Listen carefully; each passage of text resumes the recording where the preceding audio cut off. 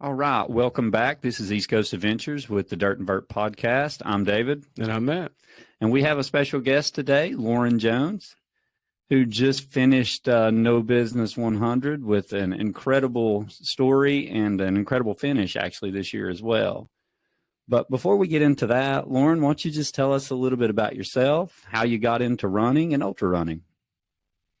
Okay, hi. Thanks for having me.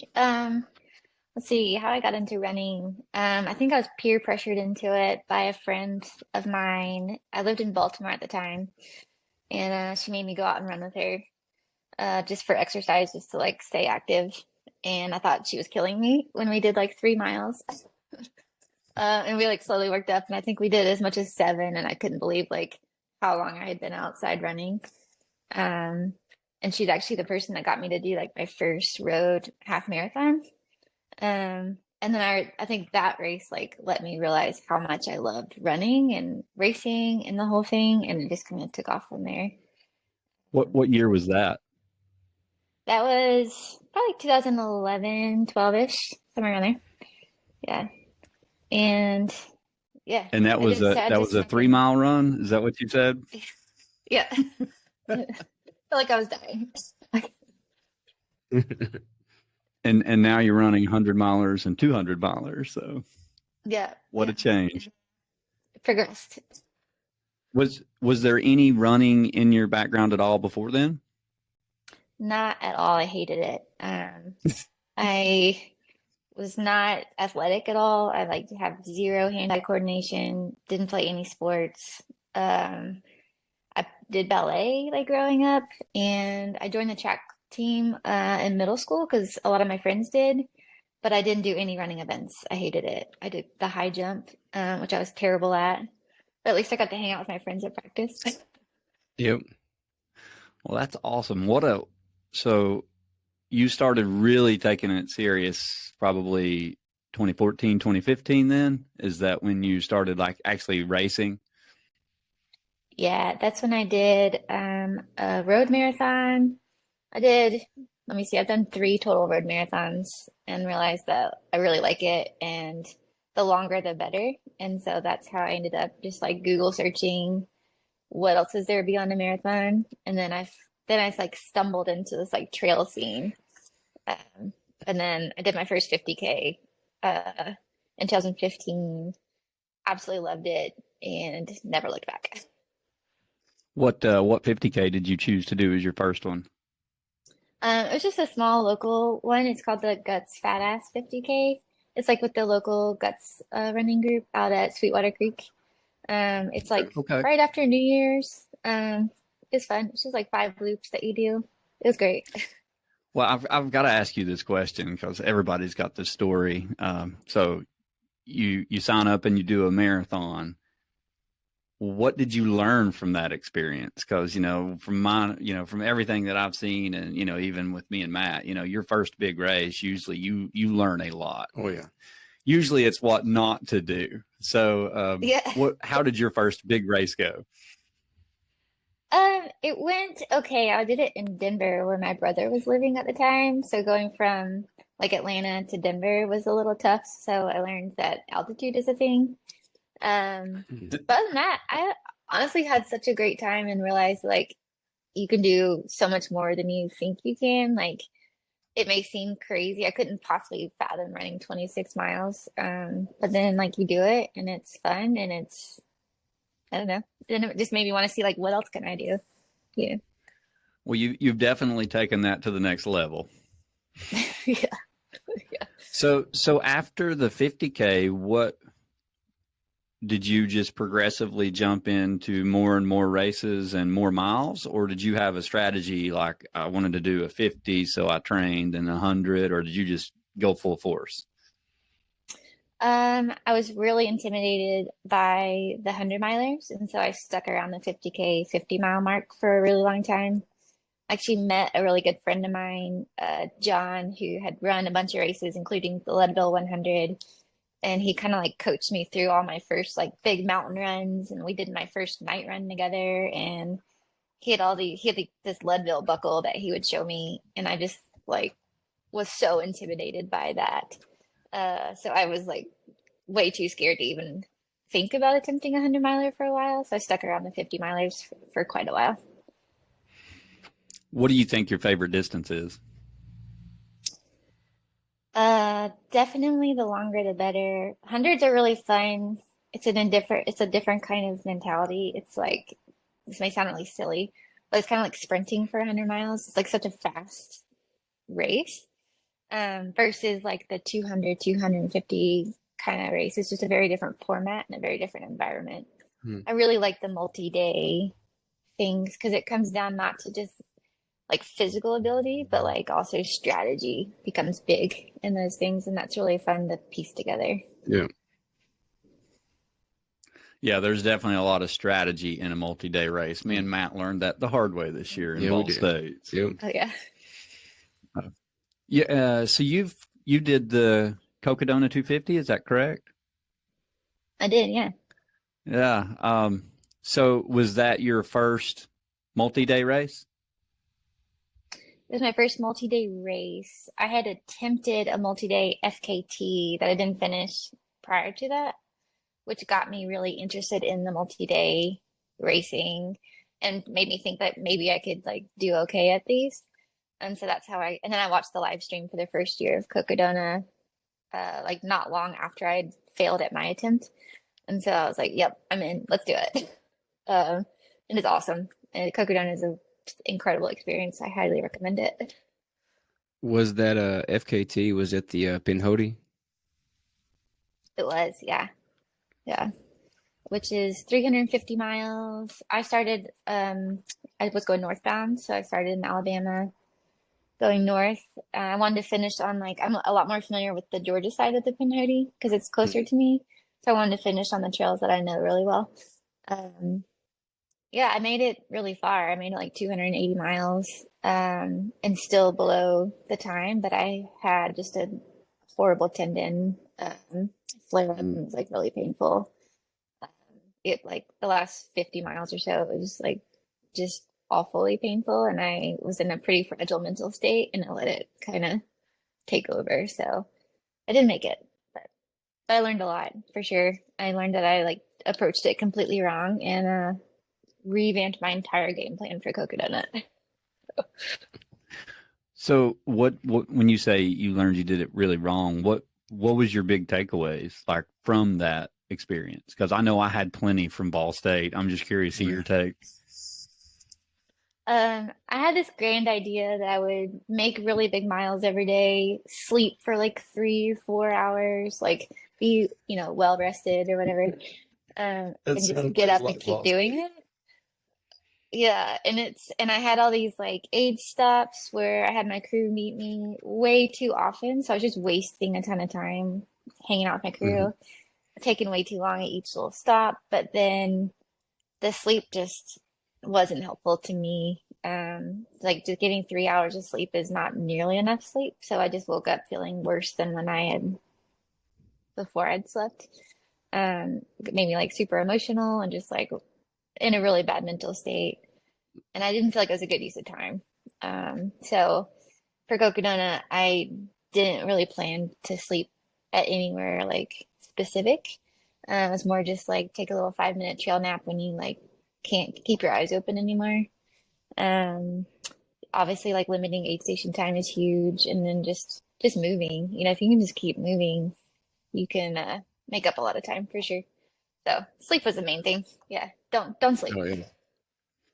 Well, it sounds like your strategy was exactly like our strategy at Ball State, and it didn't work. We learned a lot. I mean, you basically just fell, every day until you finally figure it out. And like that was the thing with Ball State is I melted down and kind of had the same issue you did at Pinhoti. Like I was having a terrible pain in the lower part of my leg.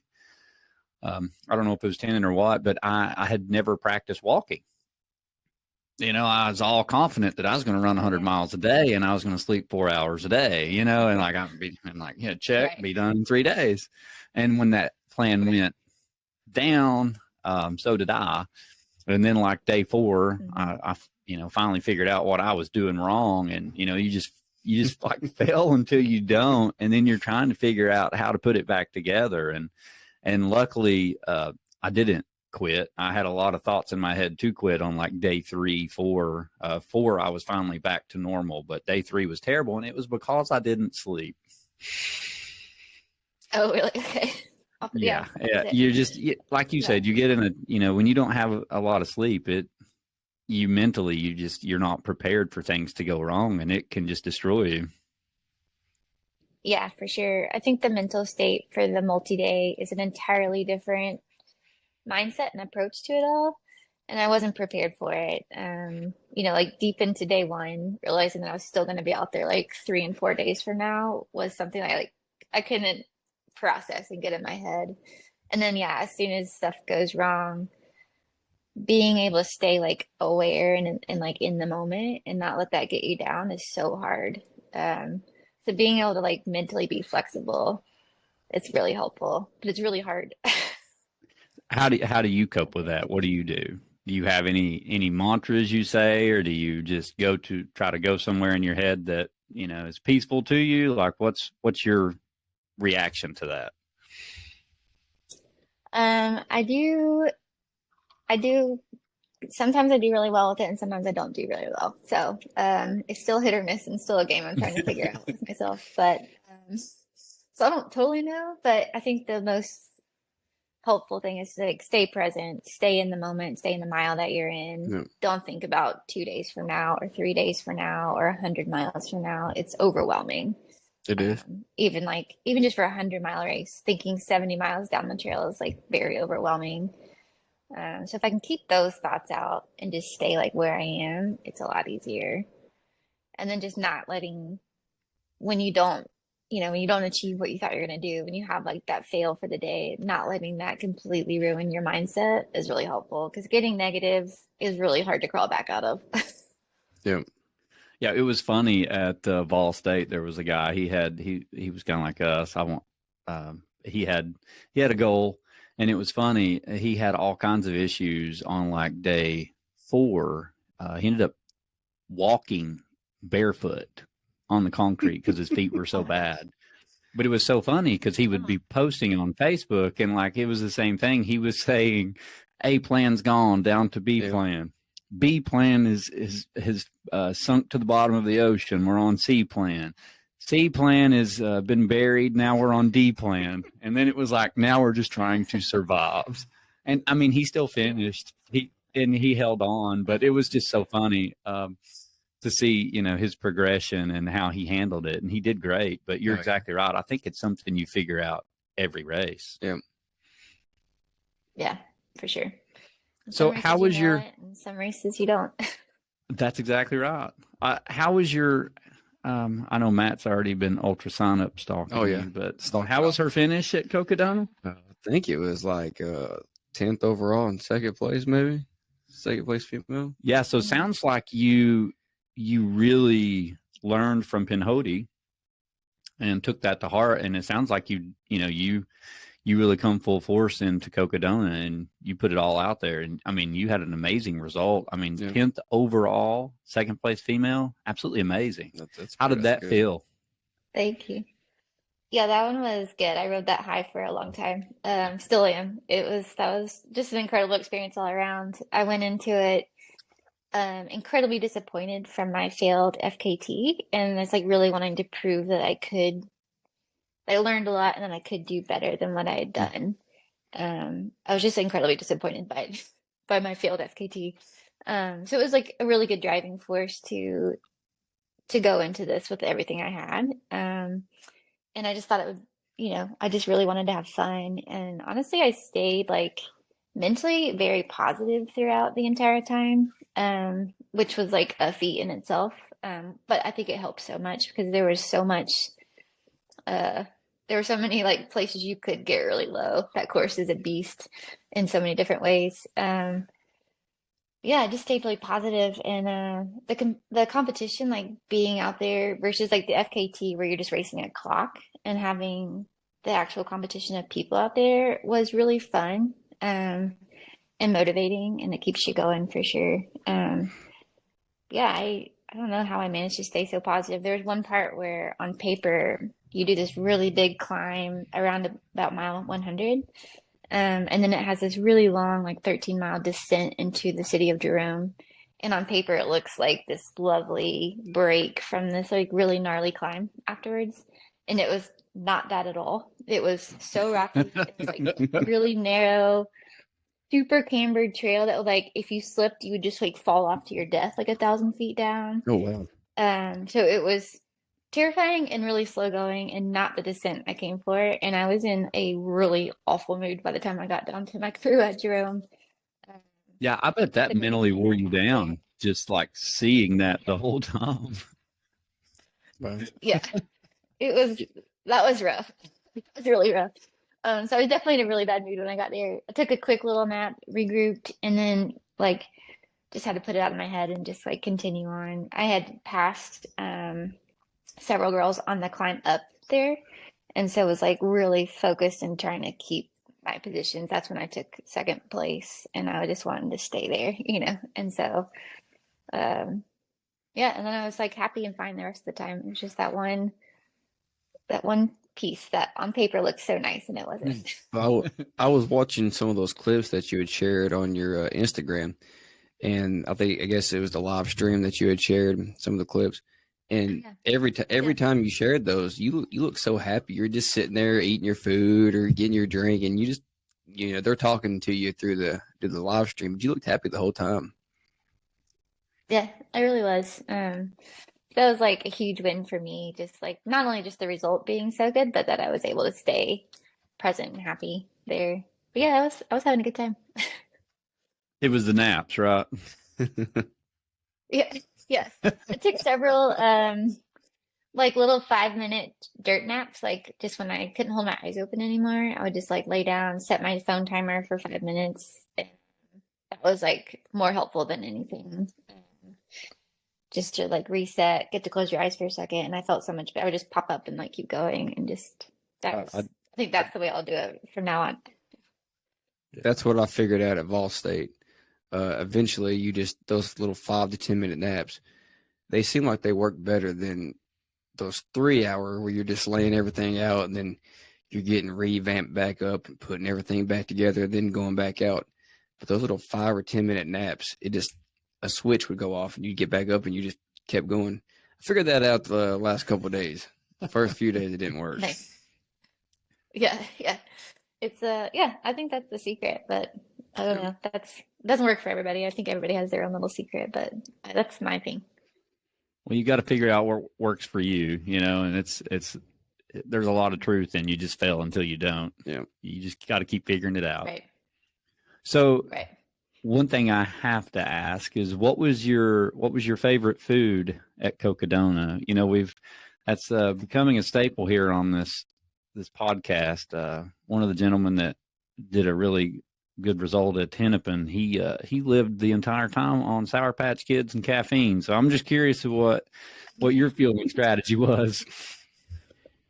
So it was really sad. Unfortunately, like the aid stations are known for having like incredible food at Cocodona.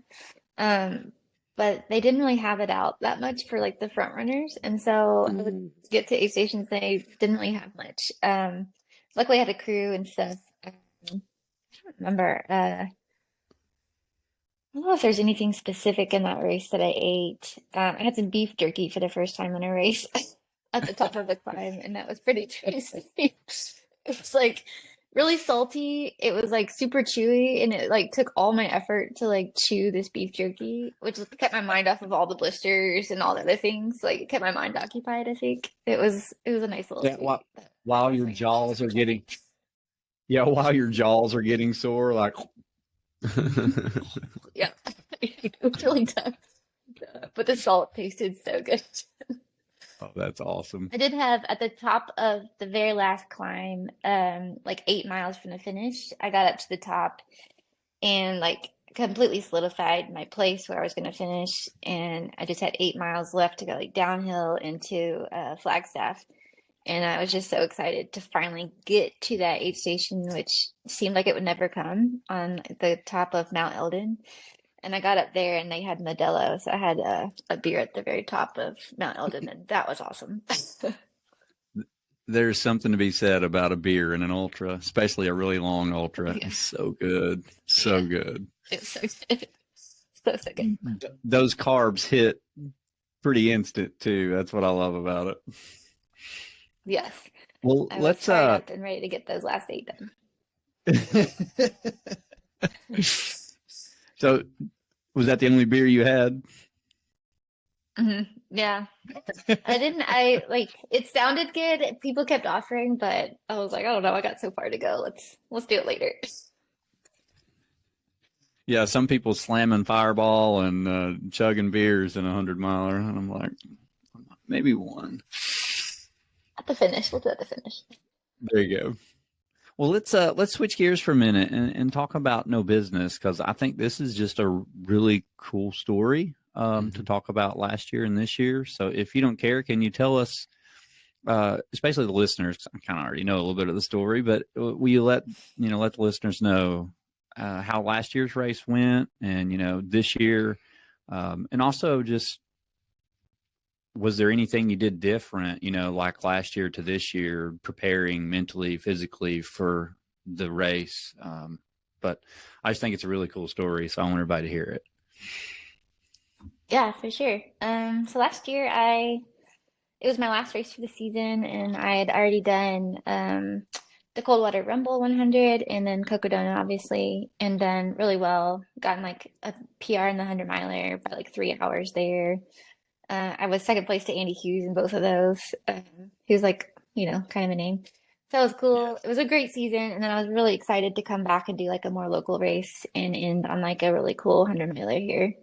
So I trained, I felt really fit, and I was just really excited. And the day started off great. The weather was perfect. I was feeling really strong and really happy and really good. I'd gone through a bit of a low point kind of early, like 20, 25 miles, just like the realization that I still have 80 miles to go. But I'd worked through that and was like in a really happy, great place. And I was running really strong. I was in first place. I think I was like third or fourth overall. Leaving the mile 40 or like 35, I forget what the numbers were, but around mile 40. So I left the aid station around mile 40. I had to stop to look at my phone because I couldn't find a trail marker, and I just wasn't sure if I was going the right way or not. And so I was looking at my phone and continuing to move.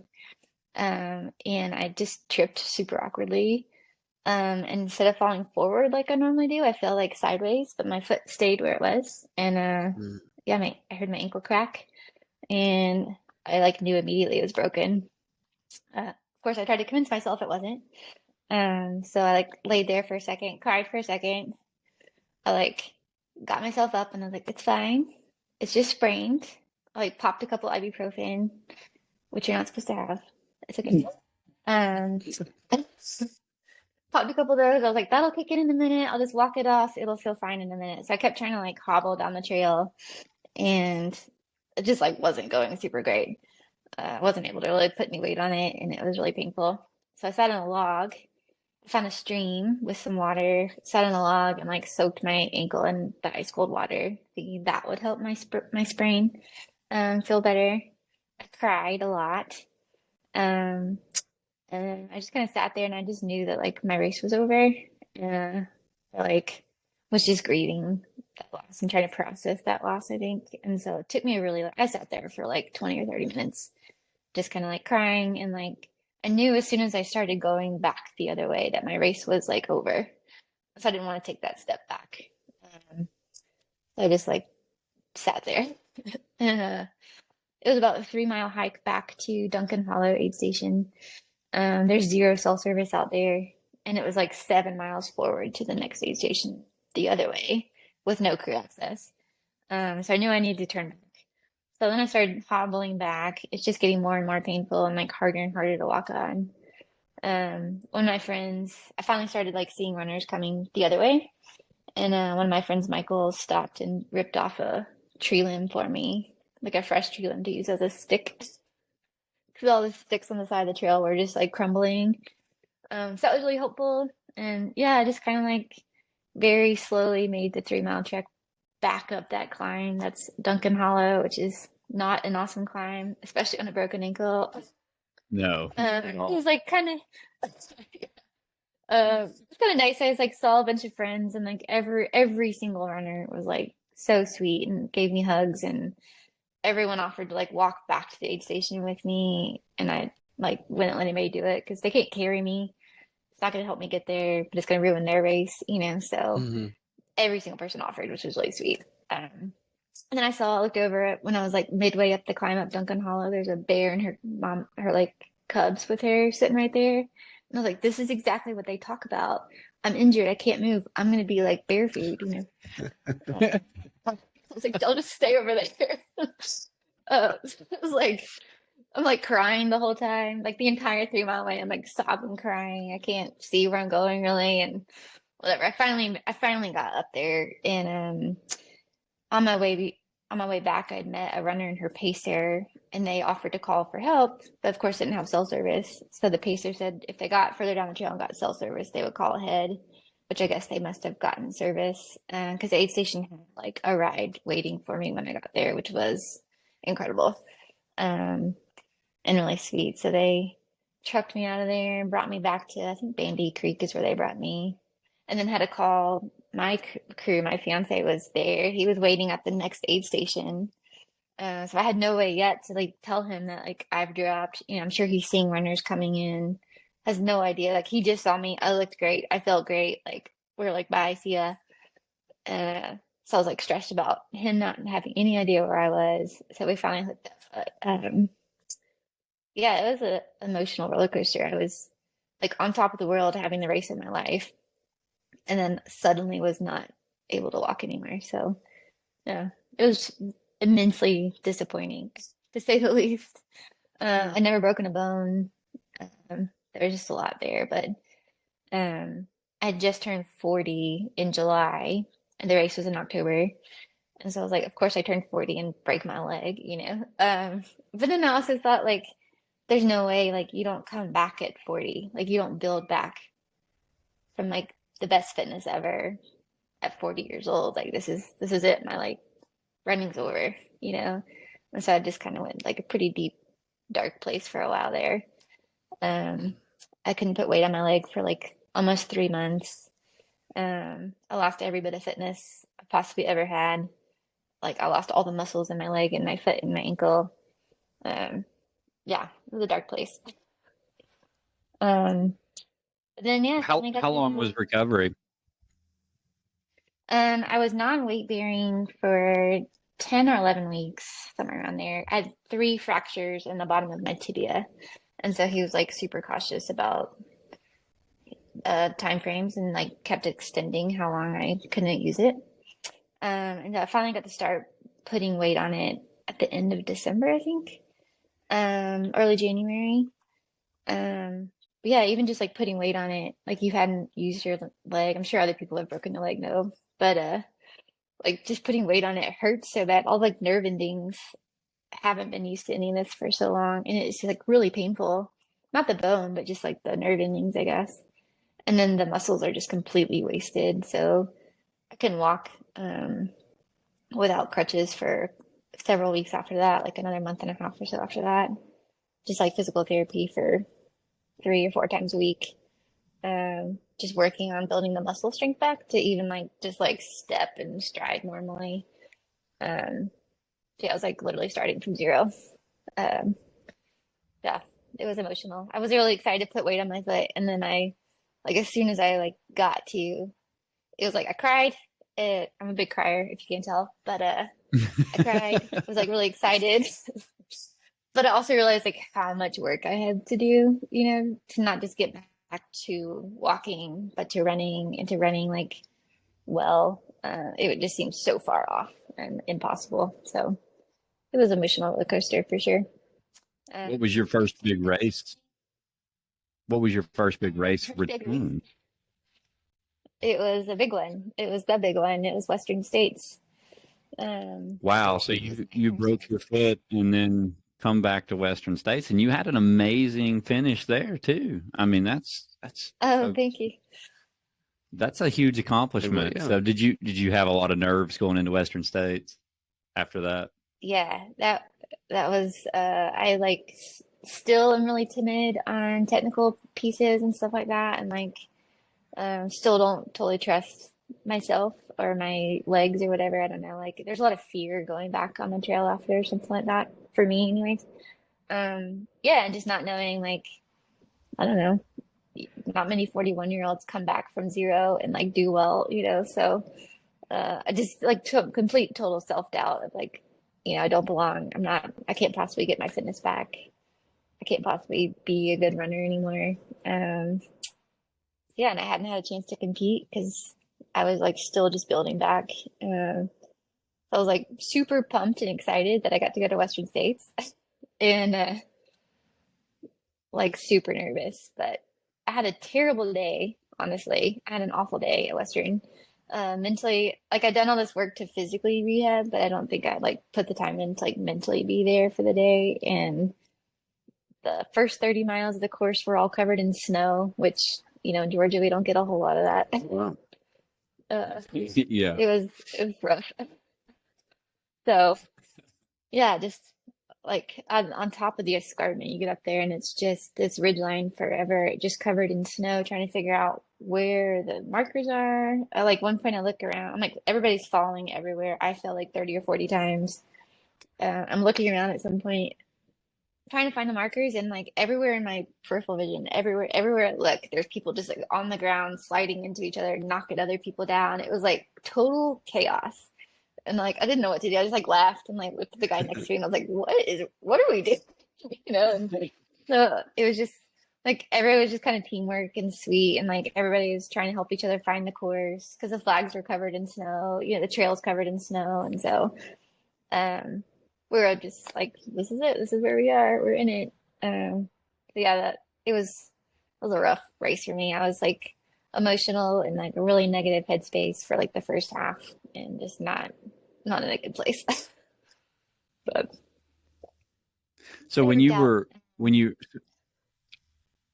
when you finished your rehab and your physical therapy and everything, did you, you know, you had all that self-doubt and, you know, thinking you weren't going to make a comeback at 40 plus. Did you like go beyond your normal training? Did you push even harder trying to come back? I'm just curious, like did you like overcompensate trying to bring yourself back to that level of condition? I think if left to my own devices, I definitely would have. Luckily, I have a coach who is very level-headed and can kind of help me control that urge to do that. And she's great. And like she's a physical therapist herself, so it's like really able to help me like keep that under control and be smart. We did ramp up, like the miles were a bit more than they were last year. Um, but yeah, she definitely kept me controlled, which was nice because I probably would have gone way too hard. Yeah. It's nice to have someone to keep you in check. Yeah, for sure. You got that, don't you, Matt? I got that. Yep. All right. So now let's talk about the redemption story. So tell us a little bit about No Business this year. So this year I had like the best summer ever. So I got to go to Western States. My fiance and I went on this like really big camper van trip for a week out in California. I went to the Alps with my two best friends and we ran around Mont Blanc for a week. Oh, Um, that's cool. yeah, and I went. My last trip was with some of the Rabbit girls, and we went out to Utah and did like a little run camp out there. So I was like coming off this like incredible summer in a very good mental place. Not burned out from the heat here because I'd been able to travel everywhere. So I was like really happy, positive, just like had some really good solid training. You know, a week in the Alps is pretty good Vert training. Um, Yeah. Oh, yeah. Absolutely. but but just like happy. And I'd had some really strong training runs, and felt really fit and really good going into it. Um, I couldn't tell if I felt as good or better or worse than last year, but I was like really excited. Um, to go to the race. Like I've never been more determined to like go and have a good race. And I feel like I spent a lot of time like on the mental aspect where at Western States I was in this like terrible place all day and I didn't want to repeat that. I like really regretted having that experience there.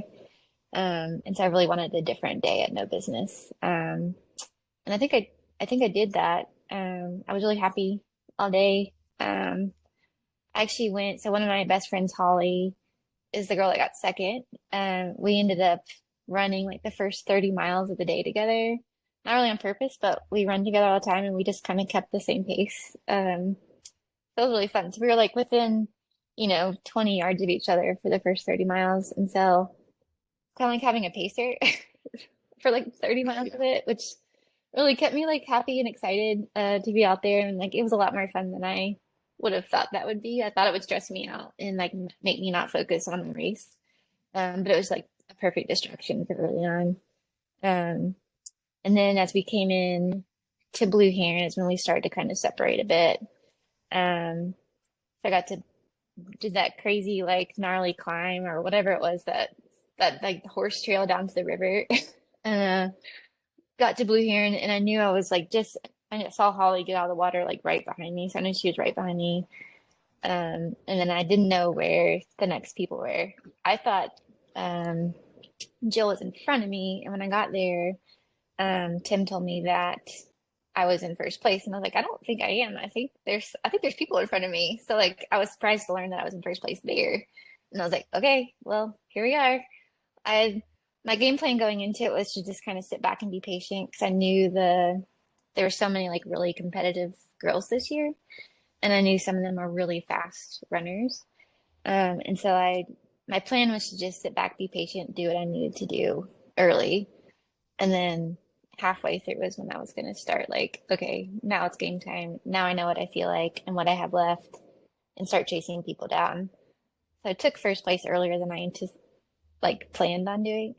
So I was like, okay, well, it's gonna be a long day of holding people off, but that's okay. So I did that loop and came back, and I told Tim to like just text me at some point and let me know like what the gaps were. And I was like, I'll get cell service at some point and I'll like figure out where it is. So he texted me later. I finally got cell service. Holly was 5 minutes behind me. Jill and I think Deanna, another girl, were like 15 minutes behind me. And he like said, quote, like in their hunting, or whatever. He like overheard them saying, let's go hunt people down. And so I was like, oh, shoot, I was like, okay, game on, we got to go. So I just like really put a pep in my step, and like, I was feeling fine. I was feeling strong and like in a happy mental state. Luckily, that let me not get overwhelmed by like that competition, but it kind of like fired me up and got me going. So I was like, okay, well, they're right behind me. Let's just see what kind of like gap I can put on them before the next aid station or before the next check-in or whatever. But yeah, the gap kind of like stayed around 45 minutes for a long time. And I had no idea where I was in the field overall. Actually, when I got to, I forget what mile it was, like the sawmill maybe? It's some aid station out in the middle of nowhere. It wasn't a crude one. There's a couple of the volunteers who were like tracking numbers. He just like looked like unemotionally, like looked at his clipboard and like looked over his little glasses at me, and he was like, "You're fifth overall," and I was like, "Oh, I had no idea." And then he was like, "In fourth place, just left, looking bad," and I was like, "Oh, okay." He was like, "You can catch him." And I was like, "Okay." I was like, "Fine, I guess I'm gonna go catch him." So then I like left, and I was like, "Well, that's pretty cool." I had no idea I was like up here. I thought I was like 20th. I thought I was way back. And so that was like exciting and definitely gave me another little like thing to like shoot for, you know? And so yeah, I ended up passing two more guys before the end. And then coming into like the very last aid station, I saw a headlight. I had just come down a hill, was on this road heading to, I think, Pickett. And I looked up the hill and there's a headlight coming. I was like, oh, shoot, someone just chased me down. I was like, who is it? So I'm like panicking. And I'm like, oh, God, someone caught me. And then I was like running from this headlight forever. So I was like picking up the pace and trying to go. And then I realized like well after that it was the moon. It wasn't a headlight. I was like tired. So then I got to pick it, and then I like found out that I had like increased my lead by enough that I was very safe as long as I kept moving. So then I left there and immediately got lost again. I got lost like 4 times in the course. Um, so I got lost again. I was like, man, I was doing good, and this is how I'm gonna lose. I was able to find it and get back. But yeah, there was just like no feeling like coming around there and like getting to finish, and not just finish, but like finish better than I thought I could. I wanted to win more than anything, and so I didn't know if I could get it because the field was pretty stacked this year. But I wanted it. I think more than anybody wanted it, and so I think that kind of got me there. But yeah, it felt good. Yeah, that means a lot. Yeah. If you want it, I mean, that's the thing. Some people don't always have that same drive to want to run. You know, some people, if they saw a headlight behind them, even though it was the moon, you know, they might have gave up. Whereas you were still running. You wanted it that bad. Did you know when you crossed the finish line that you were third overall? I knew by then, yeah. When I didn't know until I got to the last aid station that that's where I was, and they told me there. So I knew for that last section, but I didn't know how far behind the guys were, and so I didn't know if they were going to catch me. So I was like still trying to like, get going so they didn't catch Yeah. me. Yeah. Yeah. Well, amazing finish. Congratulations on being first female and third overall. I mean, just amazing. What a comeback story. Thank you. Were you concerned at all about your foot? Was that in the back of your head? The whole time. Which is why I think I got lost like 4 times, because I was so focused on watching where I was going, like not tripping over anything, that I missed markers on several times, especially when I made it through what I dubbed ankle break alley, which is the section where I broke my ankle last year. I came through there in the dark, and I knew exactly like where it was, and so I like went really slow, like tiptoeing through there, just like can't happen again. It was kind of gnarly. The mud was like super thick, and like tried to take my shoe off of me like 4 to 5 times. It was like kind of a gnarly section there. But yeah, I got off trail there again. But once I made it past that point and got it to Duncan Hollow, like such a weight was like lifted, knowing that I'd made it past that point this time, and so that was really nice. Oh yeah, I bet that was a huge relief. Yeah. It's funny. Me and you had completely opposite years. So Oh no. I had a really good year last year. So, I ended up being, in the top, and I ran really good in the beginning, but this year, I was more of like your story last year. I did not have a good race. I ended up falling at Laurel Hill and messing my foot up and didn't finish. Oh no. And maybe it's because we both turned 40. Maybe that's what it is. Because I turned 40 this year and fall at no business. So maybe that's what it is. That's what it Brian's is. gonna have to Don't put a turn 40. warning. Yeah. Yeah, Brian's gonna have to put a warning sign up at no business. It says, "If you're 40, what's your footing?" Yeah. Seriously. 40-year-olds. 41's okay. 40 not okay. Yeah. Now I gotta wait till 2025 to go back and get my double buckle. So. Oh man, I'm sorry. Well, you can. So, are you gonna go back and get your double buckle? I don't know. I feel like I've had a great. Sorry, my dog's down here whining. Hopefully you can't hear it. But I had a great race there. There's been a lot of emotions tied up in that race for me for a couple years now. So I think I might be back volunteering next year. Yeah, just let that other part go. Just let that be. Yeah. It's an incredible race. Brian and Shelby have a great thing going, and they should be really proud of what they've got. So I would like to be a part of it. But I don't know if I'm ready to commit to running it yet. Well, I may volunteer next year. I'm not running. I'm going to wait till 2025, but I'm trying to talk young Matthew here into running next year and then doing the double buckle with me in 25. I will do it in 2025. he's got to get this approved with his coach first. 2025. Next year is, I've got it already set out for a good marathon block. Okay. And some other Fair. stuff, but it's got 4 marathons I'm doing next year, and with some trail stuff in between. But so October will still be marathon training and maybe firewater again if I can figure that out. So. Oh, nice. But you could do 4 marathons separately, and then you could do 4 marathons all together at no business.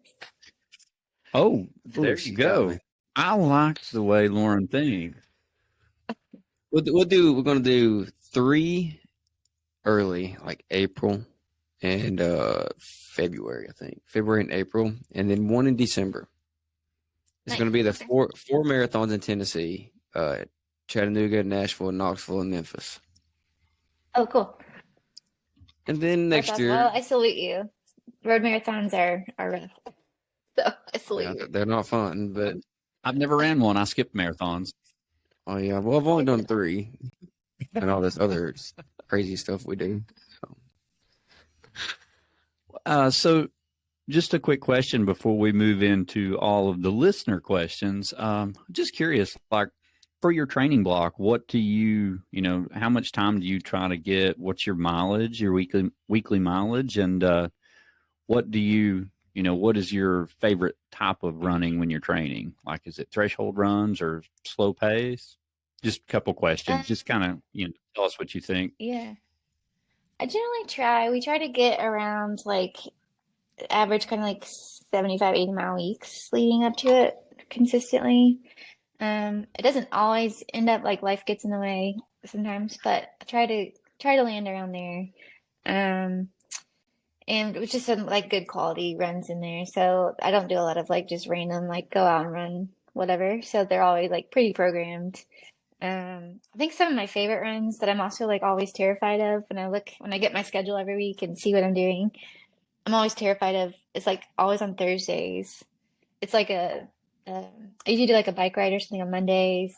Tuesdays like a workout run. Wednesdays a recovery run. Thursdays a workout run. Fridays a recovery run before the long weekend miles. But Thursdays are always like pretty intense workout.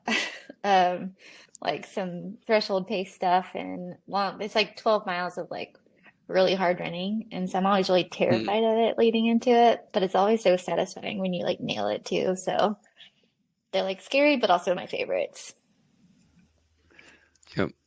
Yeah, those help you so much too. But man, do they hurt? Oh, they hurt. Yeah, they definitely hurt. They do. Well, awesome. Well, Lauren, I'm going to turn it over to Matt now. He is really bad about losing all these questions, so I had to save all these because we started out with a paper, the very first podcast, and we lost the paper. So then there was this odd silence while we're all on the floor crawling around trying to find the paper. Good for it. Yeah. So now we just let Matt handle it through his phone. So now I got them saved here. The first one was I think we've covered some of this, but it's when did you get into ultra marathons and what was your first one? So I think we covered that earlier. Yeah, the Guts Badass in 2015 was my first one. It's where I discovered grilled cheese sandwiches. So. Is that where the Instagram name come from? Yeah. That is why she runs, Yeah, when I saw your Instagram name, I was like, "Oh, that's awesome." See, this one was from one of these athletes that actually ran one of our races, and she evidently she follows you. She said, "Way to freaking go! Coming back after a broken ankle. How did you mentally prepare for the race?"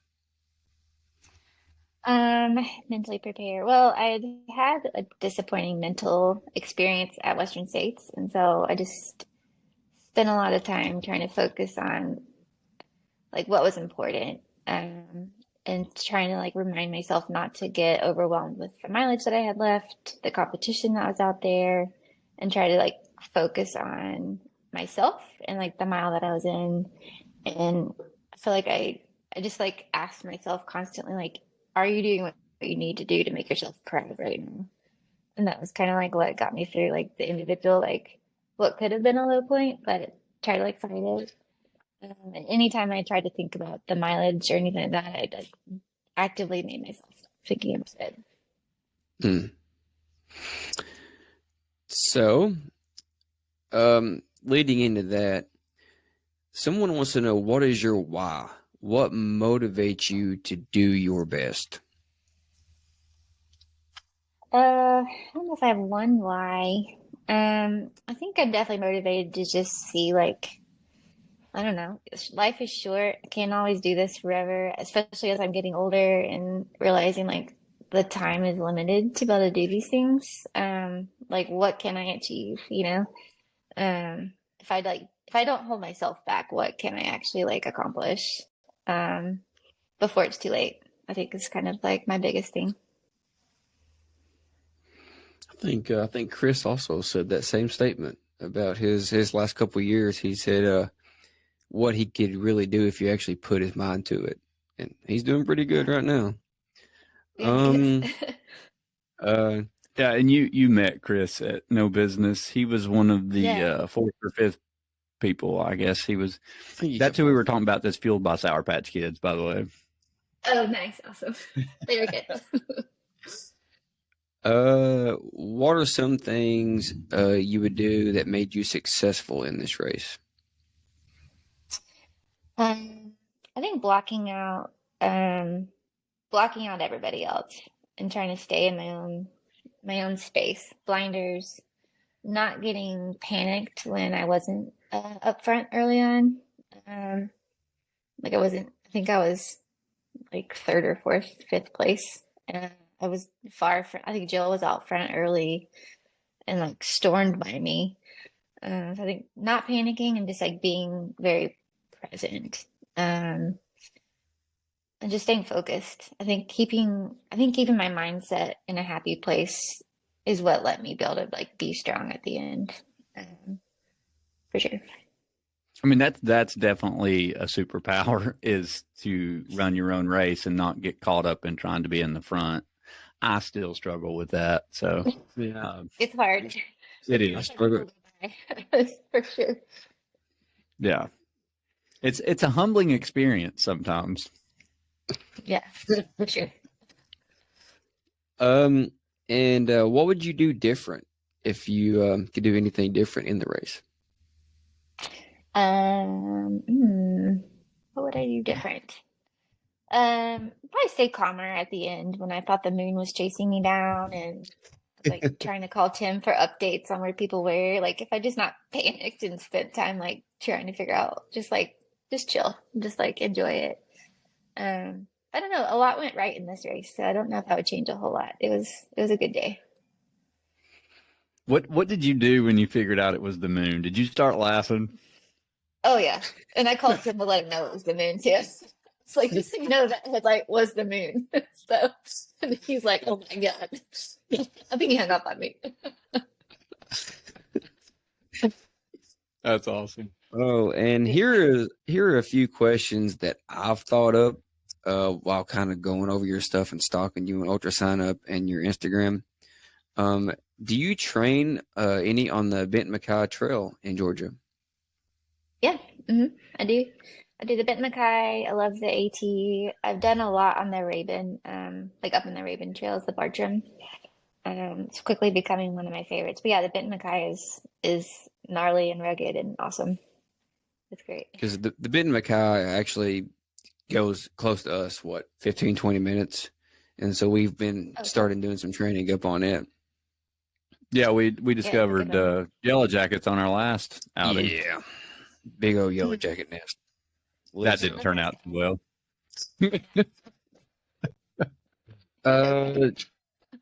It ended up with me and Matt being about a half a mile apart and Matt yelling, "David, are you alive?"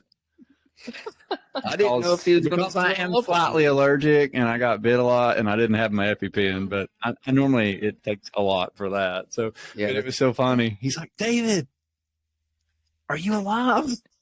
Yeah, because I went up the mountain and he went down the mountain and I'm hollering and he's not responding. I'm like, oh, he's going to swell up on me. He's swelling up on me. And luckily I heard him coming back up the hill, and he's like, "You coming down? Am I going up?" I'm like, we got like 2 miles to the top." And so he went around and we dropped some goose. So when we came back down the mountain, we got the goose and we stopped, and then we just, as fast as we could, right through it. I mean, the nest was right in the middle of the trail. Oh yeah, it got That's us. awful. Those things are fun. My brother and I went to do the no business training run last summer before the first time I did the race. And we were on the group run and we were kind of like hanging back as like the caboose of this like pretty long train of like 10 or 15 people. And we were probably like 200 yards separated. So you couldn't quite see everybody, but you knew that they were all there. But they were yellow jackets all over the course and everybody got stung. I think I got stung like 6 or 7 times. But not at once. It was all like separate pieces. And so it got to the point that you would just hear the people that like were out of eyesight start screaming. This was like a point to point run where they shuttled us to it and all that stuff. So there was like one way to get back. So you just hear them screaming and you're like, oh, great. Like we have to go through that, So you're just like, okay, well, I'm going to get stung again. I don't know when it's going to be, but it's coming up, So I had a little Those things are PTSD. so. I don't blame you. No, they're awful. So the FKTs, you attempted the Pinhoti, but I've also noticed you have a section of the AT in Georgia that you may be the FKT. I do. I have I originally had the overall FKT for the Georgia section, but I just have the female record now. The men's has been taken. But yeah, I still hold the female record. That was a good one, a close one for me. Some of my first mountain runs are all on the AT up there, and it is a gnarly section. It's like 75 miles, about 20,000 feet of gain, and it's the AT, so it's just like super technical.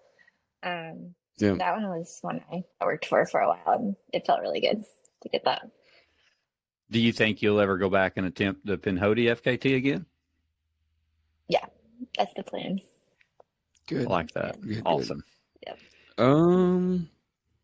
So since you've done some East Coast races and some West Coast races, how do they compare? Are they more technical in the East or in the West?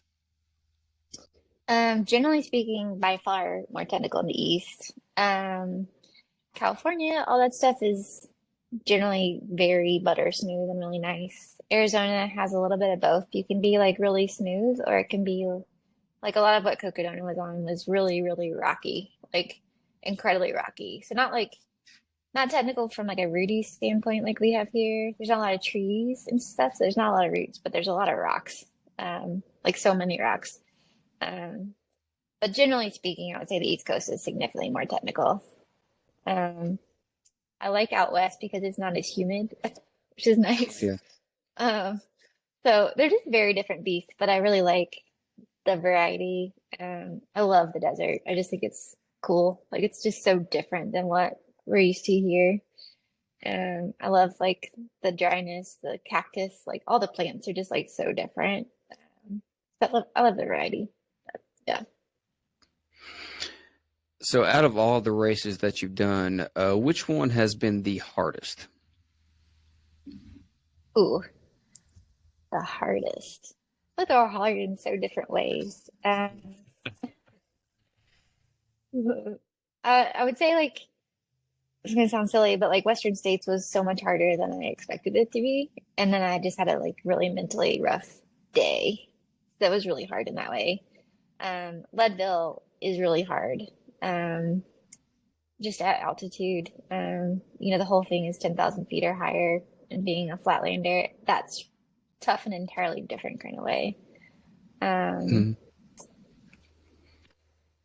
Yeah, those are probably what comes to mind as the hardest, but they're all really hard in different ways, Oh yeah.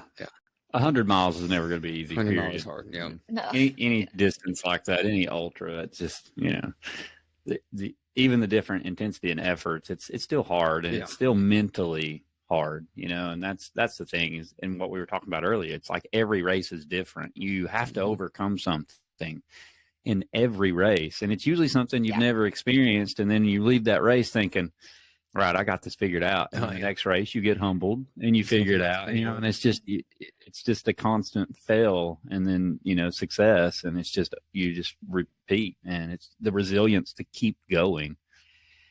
Right. I think it's fun. I was talking about today with a friend is um you're right, like everyone is so different. Everyone has a different struggle, and a lot of times it's not at all what you expected the struggle to be. I just find it like this really fun puzzle that like I don't know if you ever really get right, but when it does go well, when you do have a good day, because it is such a complicated thing to get right, it just feels so much better when you do get it. So those like good days are just like that much sweeter. You know, if there was like a perfect Oh, yeah. formula of like how to run well and how to place well and do this and that, it wouldn't be that special. But because there's not, I think, and we struggle and like you have really terrible days, it makes the good days really great. So, Yeah, we had Ethan on here not too long ago, Ethan Coffee, and he said oh something yeah. that I thought was really good. And he said, I was training well, but not racing well. And Mhm. man, that definitely hit me, because that's kind of been my year all year. And that's one of those things, like you said, your struggle's different every race, and it's trying to figure that out. And sometimes it's just very humbling to, you know, realize that you may never figure it out, but it's the difference of being resilient and pushing through it. And, you know, that's the joy in it. You know, that's the work. Um, Right. it's the training that you put in, and just because you're having good training in bad races doesn't necessarily mean, you know, that every race is going to be bad. At some point, it's finally going to click, you know, just like no business did Right. for you, you know, and that's, Right. that's the joy. And then you can quickly get humbled again in your next race, you know, and Right. that's what I love about it. You know, it makes you, you know, it makes you or breaks you in every race. Absolutely. Yeah, I totally agree. And like to his point, like you can train really well, but there's also an art form to like racing well. Like there's so many little strategies and pieces that go into racing well, whether it's like how you handle an aid station or how you like mentally like cope with the day. Like racing well is an entirely different thing, which is it's fun to figure out, you know. Yeah. And, you know, you walk into that race with an expectation. Yeah. Mhm. And if you don't immediately start off in a good point, then, you know, you can easily get down, and it can become a really long and hard day. And that's the part that, you know, even I still struggle with, is you go into that race with that expectation of, you know, I'm going to do good. I'm going to, you know, I'm going to run with the lead pack. And that was very humbling for me this year. Like, I was nowhere near the lead pack. Yeah. And it was a very humbling experience. And that's the thing that I love the most about it, is I don't think you'll ever figure it out exactly. No, It, definitely not. Some days you like get closer, and then again, like you said, you might just be completely humbled the next time you go out too. But the days that you start to get a little closer and get a peek of that, feel really nice because of all the days that you are humbled and the days that you it didn't go well and you cried and you had a rough time, you know. yeah, that's where the training plays a good part, because at least you experience some of that in the training. You know, you get brought back to reality. And um, if if you don't feel that, you may not be training exactly right. So, but in but you know, I mean, we put so much stock into a race, and we have that build up, and you know, you have a lot of emotion and anxiety around it, and you can build yourself up to like your A race. And that's a bad thing in a way, to have an A race and throw all your eggs in one basket. And I think that's, Yeah. you know, that's something that will humble you pretty quickly, is Mhm. if you're building up for this one big race, and you spend all year training for this one race, and it goes bad, it can bring you down to the point of you don't want to run again. Yep. And It that's can the break you for unhealthy sure. part. Yeah. Yeah. And Yeah. It that can puts you in definitely an break unhealthy you. spot. Yeah. Yeah. So that's why I love your story too. Like, Yep. and with no business, and, you know, did you break your foot, your ankle, or your leg? Like, Is where? my so it's complicated. So it's the end of my tibia, which is your leg bone, but that because it's like in the joint is considered your ankle. But it is like Mm. the main like Oh, weight did you bearing break it bone of at that your joint? yeah, there's like three fractures around that joint. Yeah. Mm. Ooh. But I love that story because, I mean, you could have easily have thrown in the towel. You know, that doubt was in your head. Like, I'm 40, I'm not going to run again. I'm never going to be competitive. Now I'm going to have to start completely over.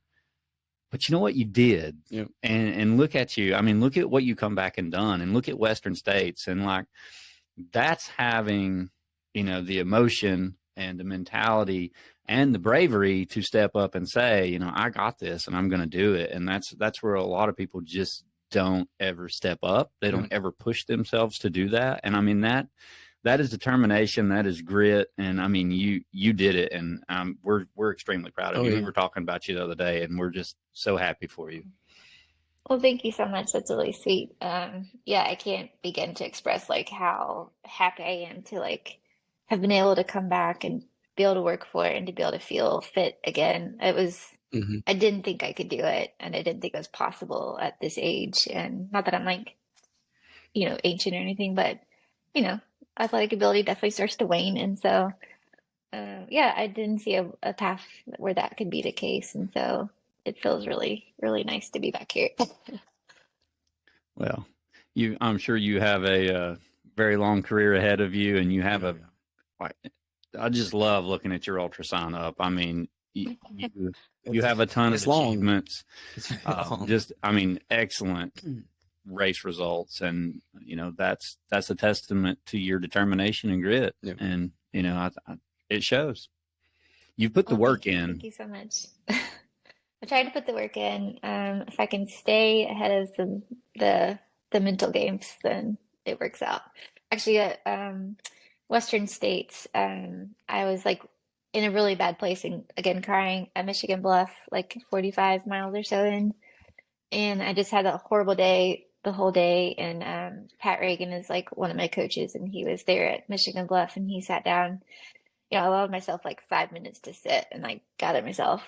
And he came over, and I just remember like looking at him and crying and just being like, it's so hard, you know, like, which I'm a little embarrassed that this is where I was at that time.